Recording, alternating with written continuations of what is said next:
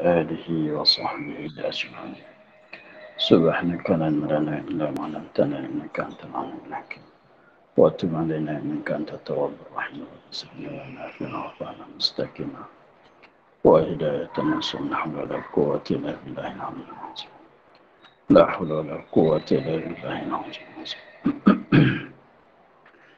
اللهم علمنا مما نعرف به أوامرك ونعرف به نواهيك وانصر أنت العالمين وإلهام الملائكة المقربين واخرجنا من الظلمات الوهم وافتح علينا أبواب رحمتك وعلمنا أسرار حكمتك يا رب العالمين. رب اشرح لنا صدرنا ولساننا واحلل عقدة من لساننا. قال الشيخ المصري تعالى نفعنا بعلمه في الدارين. Sekarang.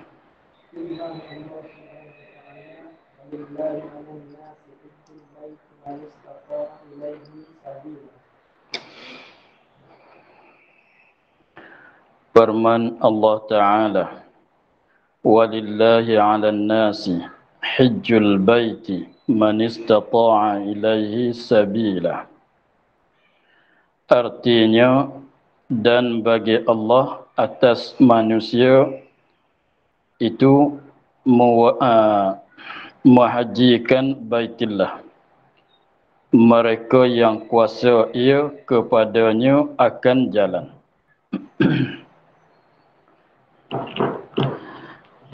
Ini adalah ayat yang jadi dalil bagi wajib di atas di atas manusia mengerjakan haji dan juganya umrah. Firman Allah Ta'ala sebagai dalil yang menunjuk di atas wajib mengerjakan ibadat haji dan juga termasuk dalam haji itu umrah. Firman-Nya, walillahi 'alan nasi hajjul baiti man istata'a ilaihi sabila. Artinya, dan bagi Allah atas manusia menghajikan Baitillah. Bagi Allah atas manusia, maknanya wajib di atas manusia menunaikan akan ibadat haji di Baitillah kerana Allah Ta'ala, untuk nak tunaikan akan perintahan Allah Ta'ala. Mereka yang kuasa ia mereka kepadanya, kepada Baitillah akan jalan. Di sini Allah Ta'ala firman katanya, maksudnya makna dianya bagi Allah atas manusia menghajikan Baitillah. Jadi wajib atas manusia, wajib apa? Wajib mengerjakan haji. Wajib mengerjakan haji dan termasuk di dalam makna haji di sini umrah. Mewajib oleh Allah Ta'ala akan manusia mengerjakan haji dan juga umrah. Itu maknanya bagi Allah atas manusia. Jadi manusia ni wajib menunaikan ibadat haji kerana Allah Ta'ala. Menghajikan Baitillah. Hajjul baiti. Kalau bahasa Arabnya hajjul baiti. Menghajikan Baitillah. Ini dia mengikut bahasa, mengikut asal lugah. Menghajikan Baitillah. Sebab hajjun pada asal lughahnya makna menuju kepada Baitillah untuk buat ibadat. Itu asal pada makna lughahnya. Maka apabila dalam ayat pun bercakap mengikut cara mengikut lughah Arab yang asalnya. Sebab haju makna menuju kepada Baitillah untuk buat amal ibadat. Padahal kita maklum bahawasanya ibadat haji ini bukan dia ditunai pada Baitillah saja. Bahkan Baitillah itu tawaf saja. Yang ialah setengah daripada rukun-rukun hajinya ialah tawaf pada Baitillah. Selain daripada tawaf, daripada rukun-rukun haji itu tidak mengereja pada di kawasan Baitillah. Bahkan di tempat masing-masing, di Arafah, kalau wukuf di Mina, dan lain-lain lagi di Mash'ar, di Mas'ah kalau kita bersa'i. Tetapi tilik kepada makna asal dia nya, ialah menuju kepada Baitillah untuk nak buat amal ibadat. Sebab tu dicakap katanya menghajikan Baitillah. Jadi menuju kepada Baitillah Kaabah untuk mengerjakan ibadat haji. Tetapi haji itu bukan sekadar di Baitillah saja, bahkan di beberapa tempat yang kita perlu mesti kena buat di dalam rukun-rukun haji dan wajib-wajib haji. Menghajikan Baitillah, mereka yang kuasa ia mereka kepada Baitillah akan jalan. Maksud kata yang kuasa kepadanya akan jalan dengan maknanya kuasa nisbah bekalan, kuasa nisbah kenderaan. Maksud dalam bekalan tu ialah daripada perjalanan kita. Kuasa kepada Baitillah akan jalan. Dimaksud dengan jalan tu bukan sekadar perjalanan saja. Maksudnya ada kenderaan dan ada bekalan, ada belanjaan untuk nak pergi mulai daripada pergi sampai ke balik.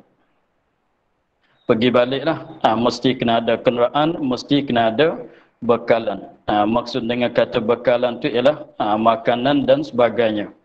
Segala keperluan bagi seorang pada masa dia berjalan pergi ke Mekah dan daripada Mekah balik sampai ke rumah.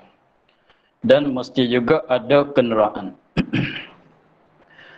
Mesti juga ada kenderaan dengan sebabnya dalam mazhab kita Syafi'i, kalau siapa yang rumah tempat duduk rumah dia lebih jauh daripada Mekah, lebih jauh pada 2 marhalah, maka tak wajib dia pergi haji dengan keadaan berjalan kaki.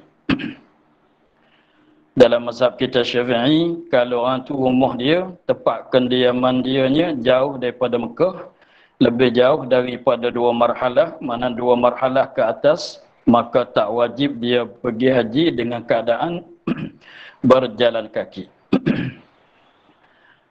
Bahkan sekiranya kalau tempat kediaman dia tu lebih jauh daripada 2 marhalah, sekiranya kalau tidak ada kenderaan, maka tak wajib dah dia tu berjalan kaki pergi kepada Baitillah untuk mengerjakan haji.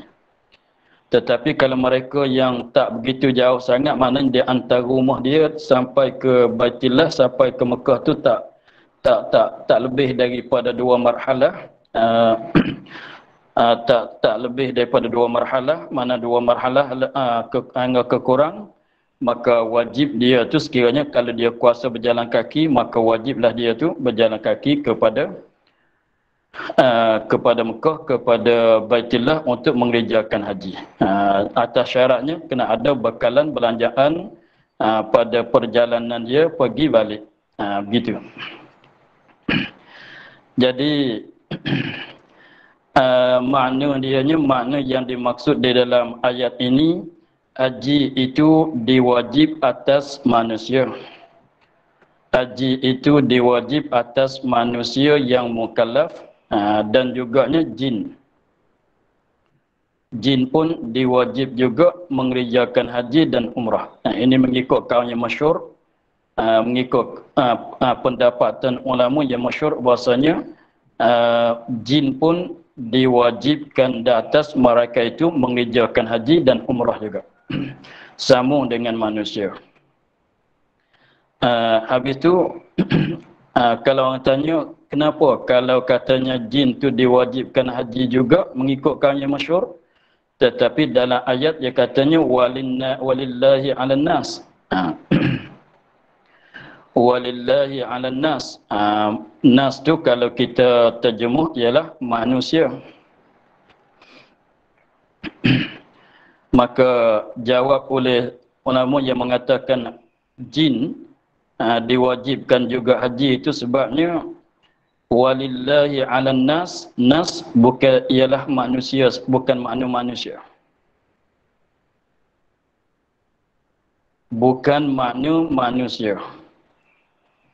Manusia yang katanya orang. Bahkan nas dia ini kena kembali kepada luar. Dia nas yang diterjemuh dengan kata manusia, nas yang asalnya daripada nisyan, mana terlupa. Nas yang diterjemuh kepada makna manusia, nas, lafaz nas bahasa Arabnya ambil daripada asalnya nisyan, mana terlupa. Dipanggilkan manusia tu nas sebab banyak terlupa, mudah terlupa. Tetapi yang mengatakan wajib haji juga di atas jin, maka nas di sini bukan ambil pada nisyan, mana terlupa tu tidak. Bahkan nas dia ambil pada naus. Nas dia ambil daripada nausun, maknanya yang bergerak. Yang bergerak dengan kandak. Yang bergerak dengan kandak, maka masuk ke semualah. Jin pun yang bergerak dengan kandak, manusia pun yang bergerak dengan kandak serta ada akal. Jadi kalau tilik kepada nas dengan mana yang bergerak dengan kandak serta ada akal, maka masuk manusia, masuk juga jin. Maka itu ada juga di dalam luahnya. Sebab itulah pendapat yang masyhurnya bahawa jin itu diwajibkan di atas mereka itu mengerjakan haji sebagaimana kita manusia diwajibkan haji dan umrah, pada jin pun diwajibkan juga haji dan umrah. Haji itu ibadat yang diwajib di atas manusia, malaikat masuk juga jin, tetapi bukan ke semua manusia diwajibkan haji. Bukan ke semua diwajibkan haji atas jalan fardhu ain tu bukan semua, bukan manusia yang berkuasa, yang berkemampuan, yang berkuasa, nisbah bekalan dia dan nisbah kenderaan dia. Maknanya daripada rumah dia kepada Mekah dan daripada Mekah balik sampai ke rumah. Lepas tu nisbah bekalan tu panjanglah bahasan dia tu, apa yang dimaksudkan dengan bekalan, apa yang dimaksudkan dengan kenderaan itu panjang. Kenderaan tu pun kalau ada sendiri, ada kenderaan sendiri pun wajib. Kalau tidak ada, maka tetapi kuasa untuk nak sewa, maka wajib mensewa. Boleh nak beli, kena beli. Kalau tak kuasa nak beli kenderaan tu, kalau jenis sewa, maka pun masuk kata wajib juga. Maka masuk dari bagai sewa itulah kita dah beli tiket kapal, tambang kapal apa dia semuanya, itu masuk dari kata sewa. Jadi maknanya haji ini sungguh pun dikatakan wajib di atas manusia yang mukallaf, tetapi bukan ke semua manusia diwajibkan haji. Hanya manusia yang diwajib haji itu ialah manusia yang berkuasa untuk nak menuju ke Mekah, untuk nak menunaikan ibadat haji. Kuasa tu mana ada bekalan semenjak daripada keluar daripada rumah sampai ke balik, dan ada kenderaan yang layak dengan dia.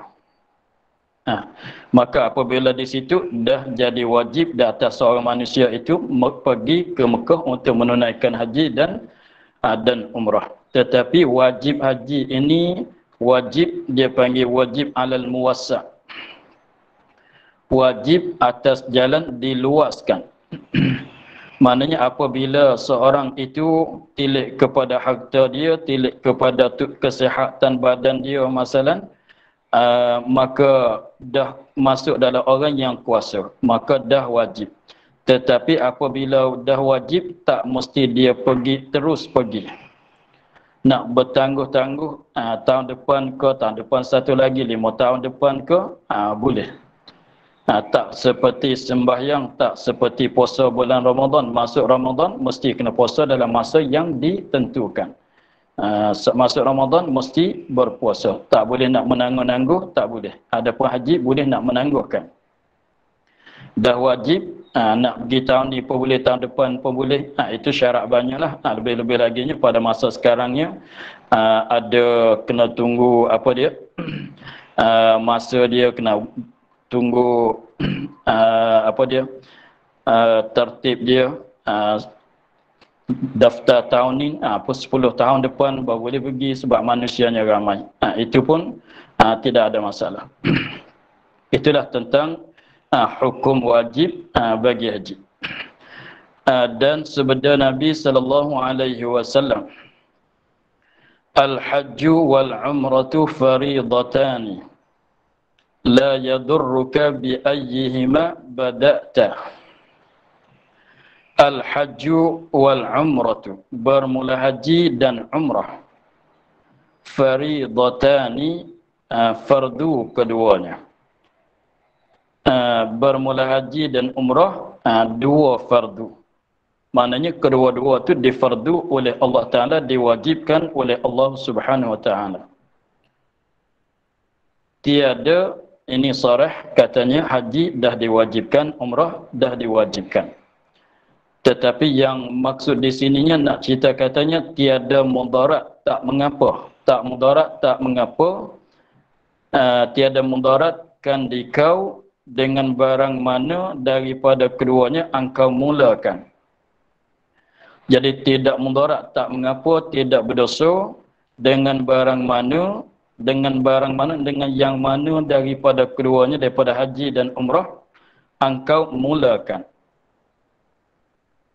Jadi apabila haji itu dah jadi wajib, umrah dah jadi wajib atas syarat kuasa tadi, maka bolehlah kita nak mengerjakan haji dulu, umrah di belakang, ataunya mengerjakan umrah dulu, haji di belakang, maka boleh keduanya. Sebab tu setengah orang tu bulan lain pada musim haji dia pergi ke Mekah untuk menunaikan umrah dulu, seperti bulan Ramadan dan sebagainya, menunaikan umrah. Habis tu apabila sampai masa haji dia buat haji pula. Setengah orang tu masa tak begitu luas pada masa haji dia buat haji, umrah dia tak buat lagi. Nanti tahun depan atau nanti lain kali pergi ke Mekah untuk mengerjakan umrah saja pula. Maka itu pun boleh. Nak mengerjakan nak mengerjakan haji sekali dengan umrah, gabung kedua-dua pun boleh. Itu dikatakan haji qiran. Haji qiran ialah kita menggabungkan di antara umrah dan haji di dalam satu ihram. Dengan secara niat nawaitul hajja wal umrata wa ahramtu bihima. Jadi maknanya nak gabung kedua-dua sekaligus pun boleh. Nak buat haji saja dulu pun boleh, nak mengerjakan umrah saja dulu pun boleh juga. Tidak mengapa. Dan sabda Nabi sallallahu alaihi wasallam, haji olehmu, oleh kamu, maka bahwasa haji itu membasuh ia akan dosa seperti membasuh oleh air akan daki. Ini banyaklah hadis, setiap-tiap amal kebajikan boleh menghilangkan kejahatan dosa. Setiap-tiap amal kebajikan boleh mengampunkan, menghapuskan segala dosa-dosa. Maka ini pun setengah daripada, sebab haji setengah daripada amal kebajikan, maka satu kelebihan hajinya ialah boleh mengampunkan dosa-dosa. Tengok hadis katanya haji oleh kamu, mana hendak kamu mengerjakan haji. Hendaklah kamu mengerjakan haji, tetapi maksud dengan haji di sini masuk juga umrah. Kenapa sebut haji saja? Sebab saya dah cerita pada minggu lepas bahwasanya haji dan umrah ada kalanya disebut dengan nama yang satu. Boleh juga hajilah, umrah lah. Tetapi setengah-setengah tempat tu kalau sebut haji saja termasuk juga umrah. Termasuk juga umrah di dalam makna haji. Sebab tu dalam hadis ini, haji oleh kamu, hendaklah kamu mengerjakan haji atau mengerjakan umrah atau mengerjakan kedua-dua. Kenapa disuruhkan kita mengerjakan haji selain daripada menunaikan yang wajib? Faedah dianya, fadilah dianya, maka bahwasa haji ini kerana bahwasa haji itu membasuhkan, yakni menyucikan, membasuh ia haji, menyuci ia haji akan dosa. Haji itu boleh mengkifarat akan dosa. Haji itu boleh mengkifarat akan dosa, bandingnya seperti membasuh oleh air akan daki. Seperti air itu boleh menyucikan daki-daki yang ada pada badan dan ada pada pakaian. Sebagaimana air boleh menyucikan badan dan pakaian, dan begitu juga haji boleh menyucikan seorang daripada dosa. Dosa tu yang dimaksudnya ialah dosa kecil. Tetapi kalau mengikut pendapatan bagi Az-Ziyadi, Syekh Az-Ziyadi, dia mengatakan bahawasanya haji dan umrah mengkifaratkan akan kesemua dosa. Bukan sekadar dosa kecil, bahkan dosa besar pun haji mengkifaratkan juga. Itu kalau mengikut pendapatan bagi kaum muktamad bagi Syekh Az-Ziyadi. Syekh Az-Ziyadi ini dia belakang sikit pada Imam Suyuti. Dia katanya haji ini bukan sekadar mengkifaratkan dosa kecil saja, bahkan dosa besar itu haji pun boleh mengkifaratkan juga, tetapi dosa besar yang tidak bersangkutan dengan manusia.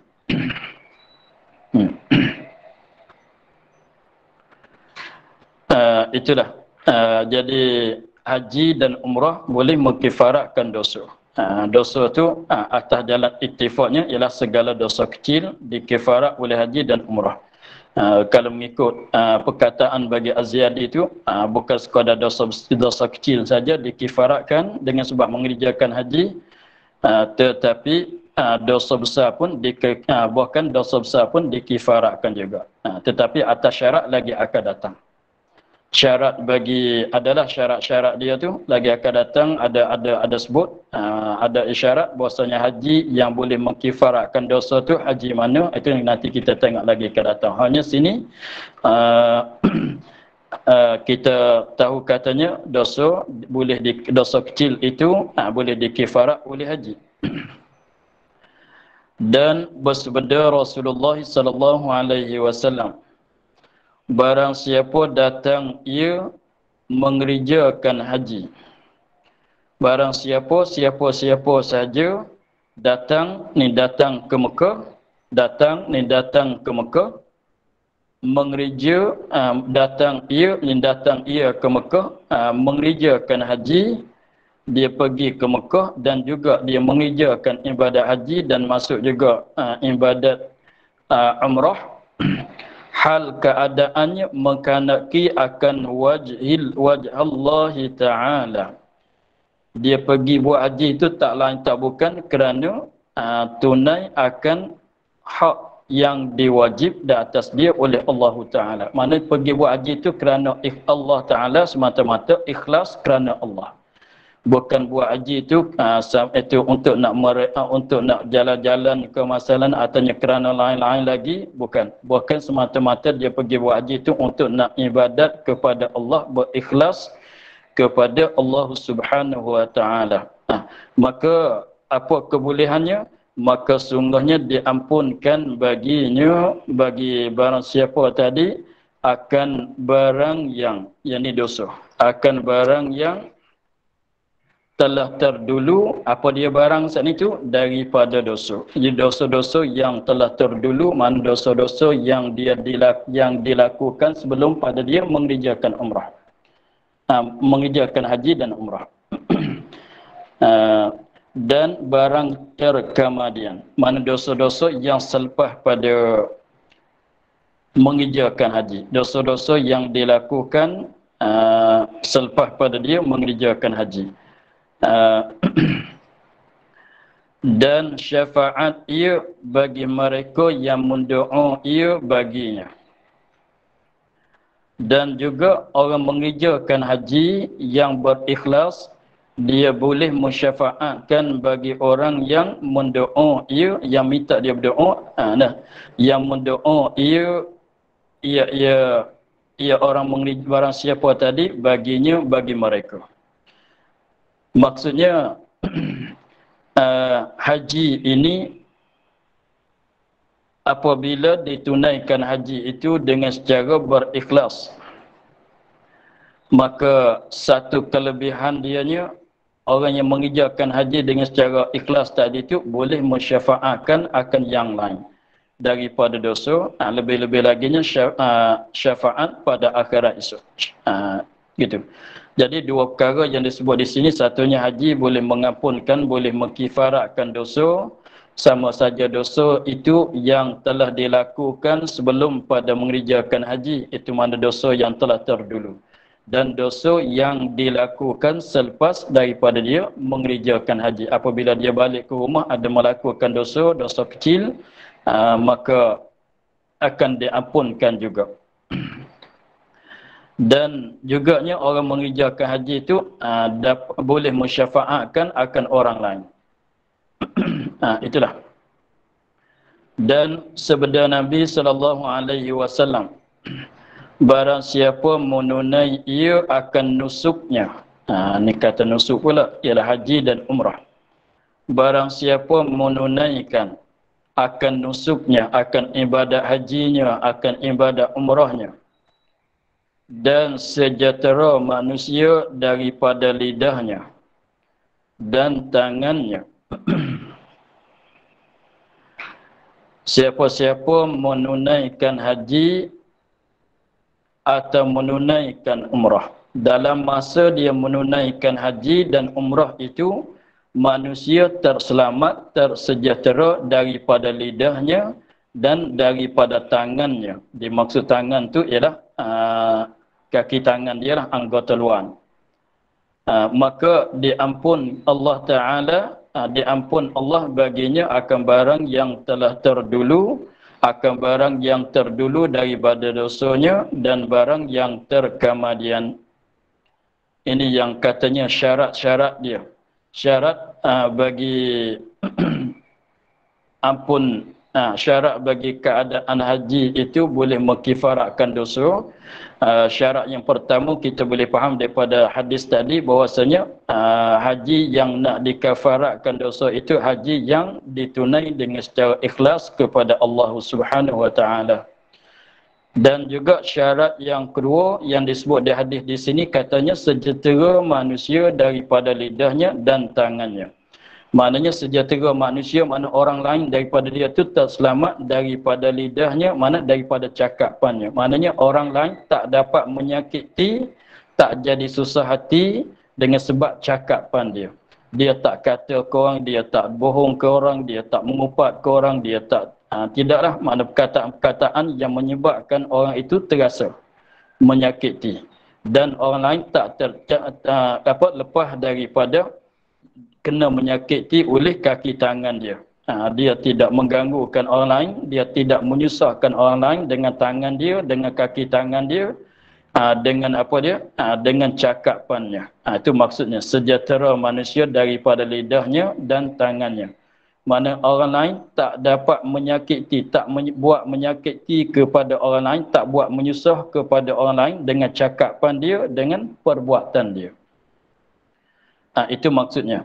Maka apabila dia tunaikan haji dengan secara ikhlas mengikut hadis yang tadi dan mengikut hadis yang sini, dia pantangkan lidah dia pada menyakiti dengan cakapan dia kepada orang lain, dan kaki tangan dia pun tak buat menyakiti, tak buat menyusah kepada yang lain. Maka itulah akan dapat keampunan daripada Allah Ta'ala akan segala dosanya, baik dosa yang dilakukan sebelum pada haji dan dosa yang terkemudian daripada haji. Begitulah. Itu syarat dia. Dan sabda Nabi SAW, bermula haji itu jalan Allah. Bermula haji itu jalan Allah. Jalan Allah kalau bahasa Arab apa dia? Sabilullah. Sabilillah.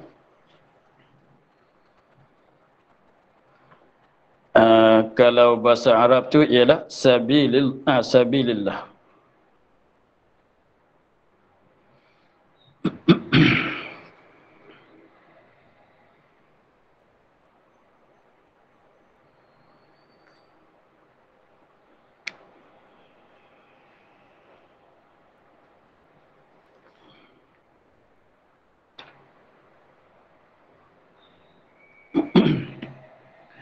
Bermula haji itu jalan Allah, mana setengah daripada ibadat sabilillah juga. Digandakan padanya akan nafkah, akan perbelanjaan dia yang beliau belanja pada masa dia menunaikan ibadat haji. Digandakan 700 ganda. Digandakan dia tu 700 gandaan. Ini sama dengan ayat katanya ayat yang masyhur masalul ladzina yunfikuna amwalahum fi sabilillahi kamasali habbatin ambatat sab'a sanabila fi kulli sumbulatin mi'atu habbah wallahu yudha'ifu liman yasha wallahu wasi'un alim. Surah Al-Baqarah ayat 261. Surah Al-Baqarah ayat 261.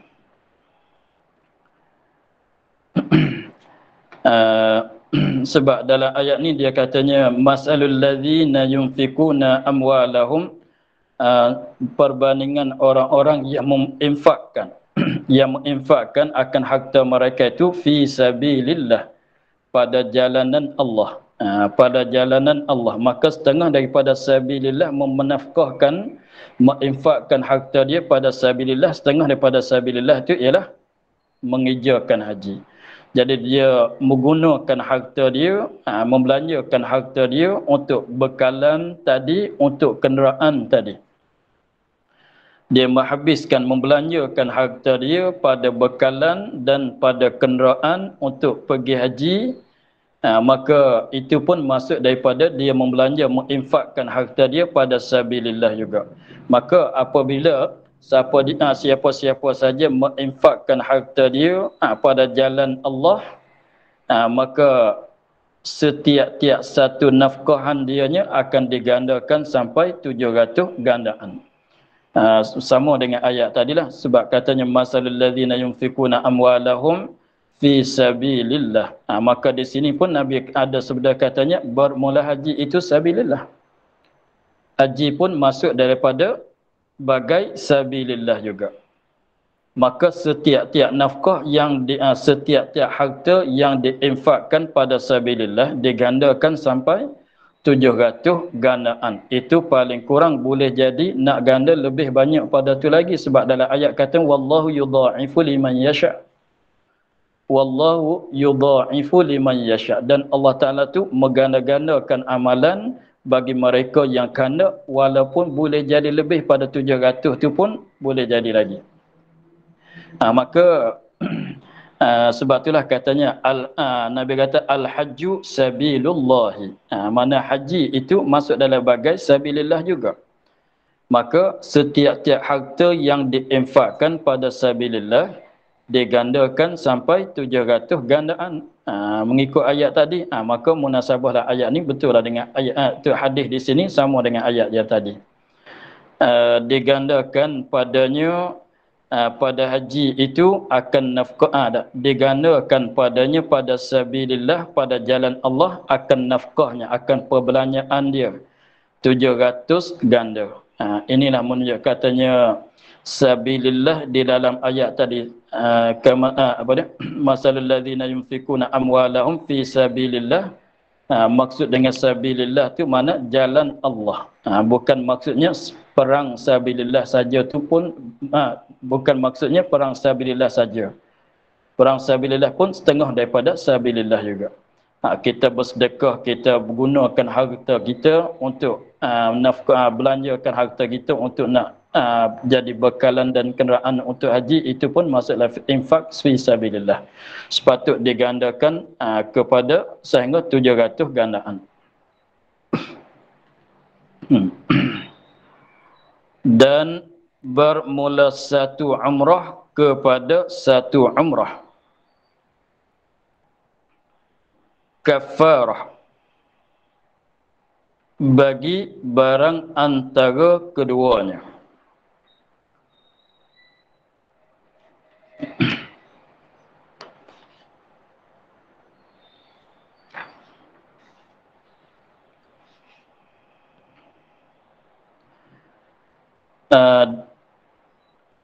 Dan sabda Nabi sallallahu alaihi wasallam, bermula satu umrah, satu kali buat umrah.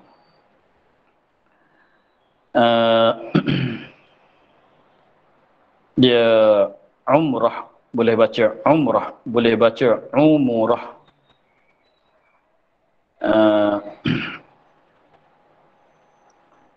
Umrah, umurah, atau yang baca amrah pun boleh juga. Ada tiga. Umrah, umurah, artinya amrah, sama dengan Jumat. Jumat, Jumu'ah, Jumat pun boleh, atau Jumu'ah, seperti dalam surah Jumat tu baca Jumu'ah. Boleh juga, artinya jam'ah pun boleh dibaca juga. Umrah sama dengan Jumat, bacaan dia. Umrah sama dengan Jumat pada bacaan, bukan nisbah perbuatan. Bermula satu umrah, satu kali mengerjakan umrah kepada satu umrah itu. Maknanya umrah yang pertama sama tara nak boleh buat umrah kali yang kedua. Umrah kali yang kedua sama tara nak boleh buat umrah nak sampai umrah yang ketiga pula. Kifarat, kafarah, kedua-duanya kafarah. Bagi kafarah, kafarah di sini maknanya menghapus. Menghapus atau menghilang. Menghapus artinya menghilang. Itu makna kafarah. Umrah, satu umrah kepada satu umrah. Umrah yang pertama sama tara nak masuk umrah yang kedua. Umrah yang kedua sama tara nak masuk umrah yang ketiga, hingga seterusnya. Kafarah bagi barang yang antara keduanya. Boleh mengkifaratkan segala dosa-dosa yang dilakukan di antara dua umrah itu. Ini apa dia ni? Ini nak menggalakkan kita untuk mengerjakan beberapa kali umrah. Walaupun kita katanya, walaupun pada wakilnya umrah yang jadi wajib itu satu kali saja bagi mereka yang berkuasa.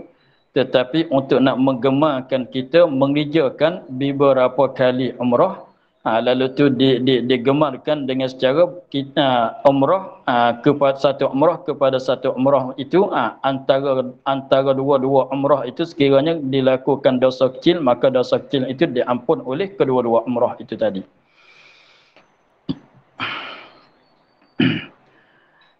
Dan haji yang mabrur itu tiada baginya balasan malaikat syurga.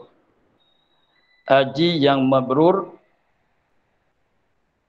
tiada baginya, bagi haji yang mabrur ini tiada bagi orang yang mengerjakan haji mabrur balasan. Tidak ada balasan yang lebih layak dengan dia. Ini tiada balasan yang lebih layak dengan dia, malaikat syurga. Siapa-siapa mengerjakan haji dan juga dapat haji yang mabrur, maka balasan yang layak dengan dianya tak lain tak bukan ialah syurga. Bukan tak ada balasan, mana tidak ada balasan yang layak dengan haji mabrur itu. Lain pada syurga tidak ada. Hanya syurga saja yang layak untuk nak jadi balasan bagi haji mabrur. Untuk nak jadi balasan bagi orang yang mengerjakan haji, dapat haji yang mabrur.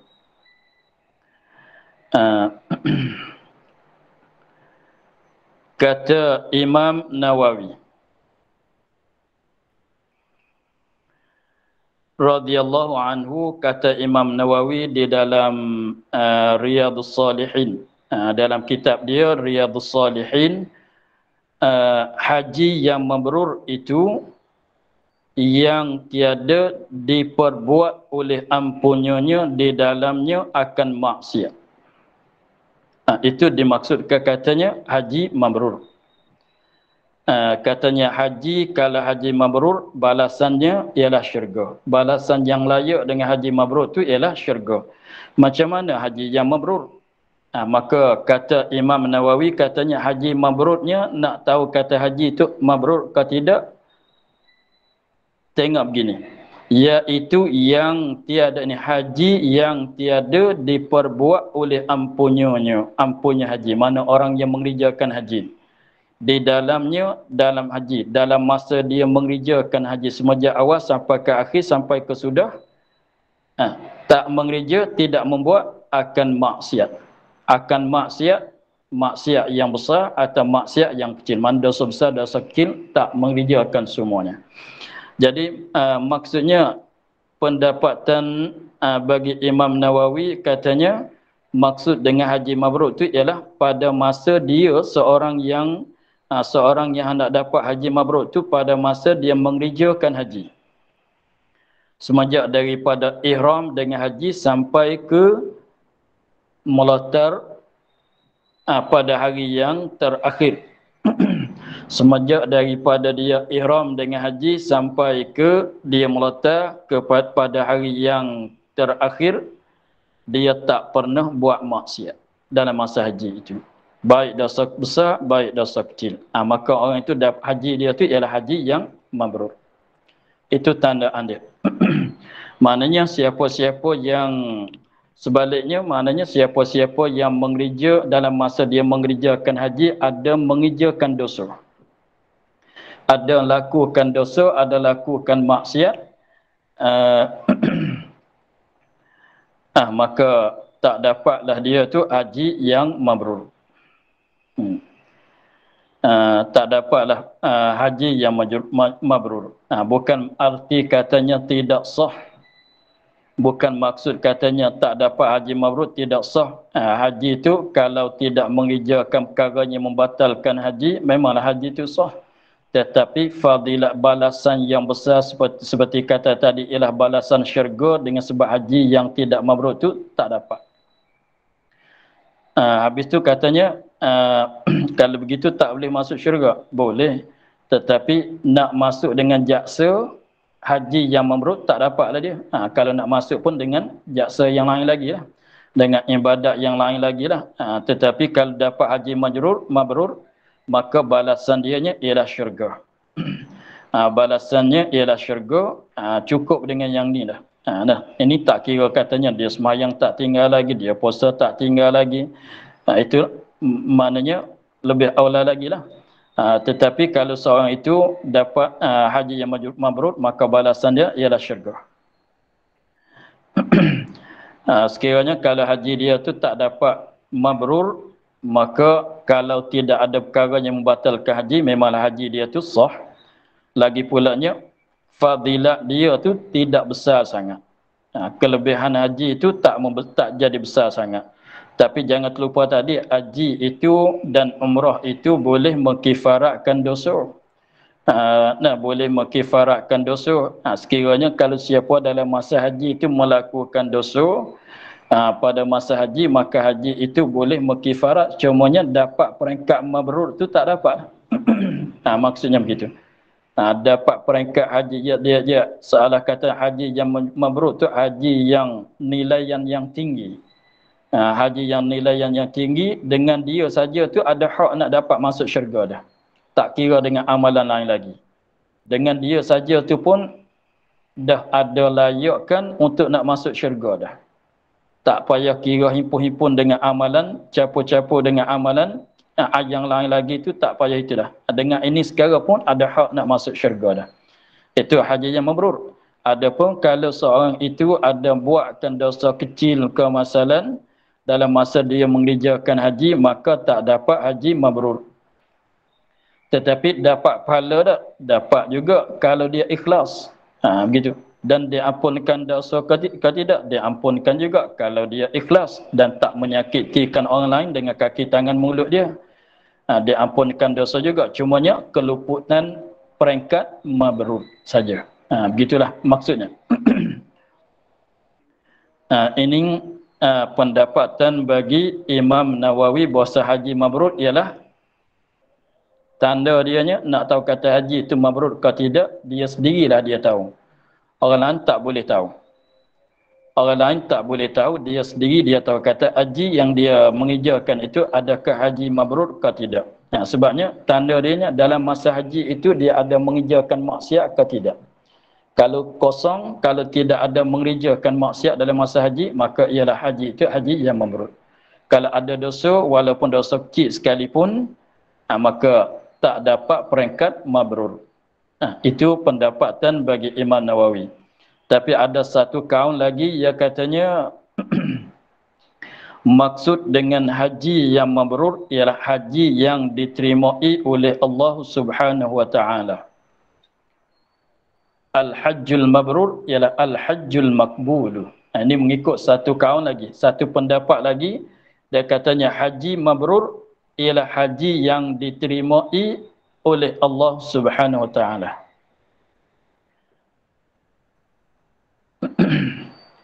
Haji yang mabrur ialah haji yang makbul. Haji yang makbul, haji yang diterimai oleh Allah Subhanahu wa taala. Habis tu kalau kata haji yang mabrur, haji yang makbul, yang diterimai oleh Allah Subhanahu wa taala. Kalau orang tanya, nak tahu di mana kata haji itu diterima ke tak diterima? Kalau diterima tu maknanya dimakbulkan oleh Allah Ta'ala, maknanya haji itu mabrur. Kalau haji itu tak diterima oleh Allah Ta'ala, maka bukan haji yang mabrur. Tapi jangan lupalah tadi, maksudnya haji yang mabrur ialah peringkat haji yang peringkat tinggi. Maka haji yang diterima, maknanya pahala dia tu tinggi. Maksudnya, maka kalau orang tanya, nak tahu di mana katanya haji itu mabrur, haji itu diterima oleh Allah Ta'ala, maka mengikut kaum ni dia katanya tanda dianya, alamat dianya apabila dia balik daripada haji, apabila dia balik daripada haji, keadaan dia dalam bab ibadat terlebih baik daripada belum pada mengerjakan haji. Keadaan dia lebih baik daripada keadaan dia sebelum pada mengerjakan haji. Mana apabila dia balik haji tu, keadaan dia tu lebih comel, lebih elok daripada belum mengerjakan haji. Seperti katanya, daripada dulu tak nak rajin sangat buat amal ibadat, selepas pada balik haji tu dia kuat amal ibadat, bertambah kuat daripada skalanya, daripada belum pada mengerjakan haji. Itu menunjuk kata haji yang dikabul oleh Allah Ta'ala. Itu haji yang dikabul ialah haji yang mabrur. Itu alamat dia. Alamat kata Allah Ta'ala terimakan haji ialah apabila dia balik ke rumah, keadaan dianya terlebih baik daripada yang dulu. Seperti kata dulunya, dia tak nak suka sangat buat amal ibadat, tak nak rajin sangat buat amal ibadat, tetapi selepas pada balik haji itu jadi berkesan. Jadi berkesan, dia tu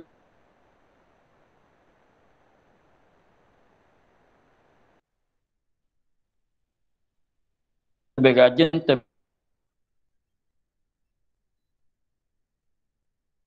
lebih kuat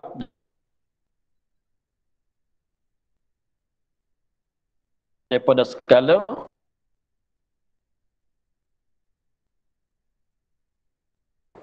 pada buat amal ibadat. Dulu tak nak pergi ke masjid. Apabila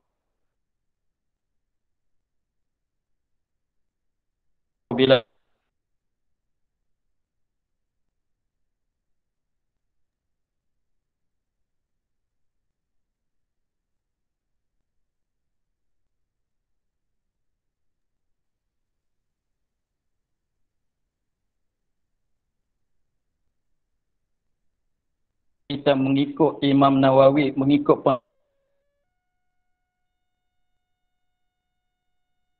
pendapatan bagi Imam Nawawinya,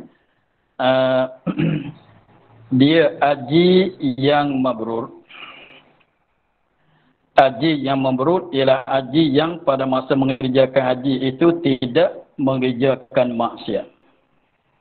Balasannya syurga. Kalau orang tanya fardunya selepas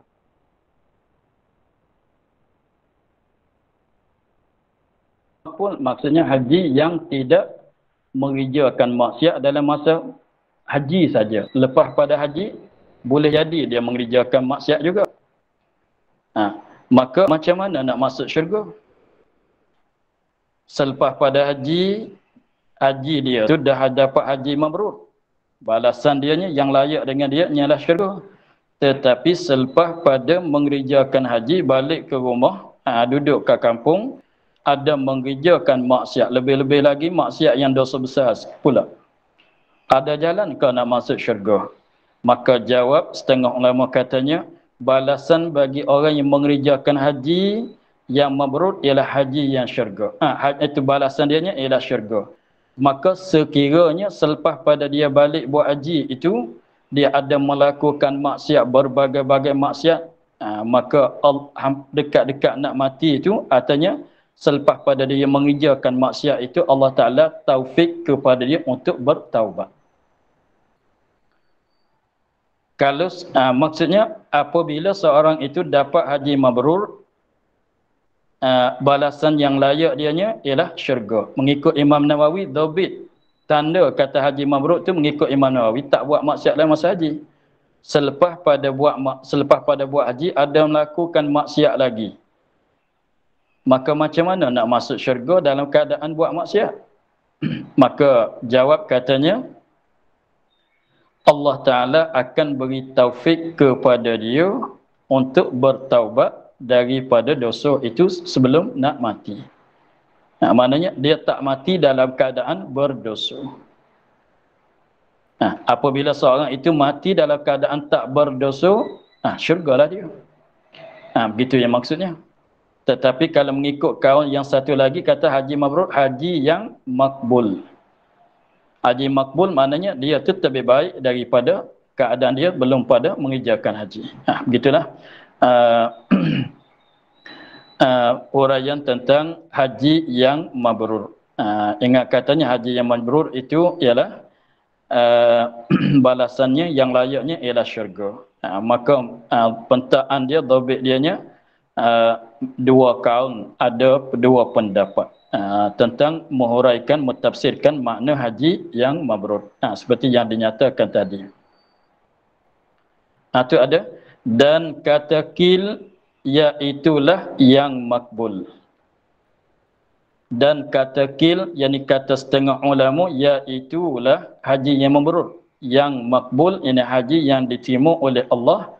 Dan setengah daripada alamat qabul, alamat makbul hajinya, bahawa pulang ia hal keadaan terlebih baik daripada barang yang ada ia dulunya. Tiada kembali ia kepada berbuat maksiat. Itulah mengikutkan yang kedua, katanya keadaan dia, suasana dia terlebih baik, terlebih elok daripada barang, daripada keadaan yang ada ia dulunya. Dulu mana belum pada mengerjakan haji. Dan tiada kembali ia kepada berbuat maksiat. Maksiat-maksiat yang dia pernah buat belum pada haji, selepas pada haji dia tak buat dah sama sekali. Gitu. Itu ada dua pendapat.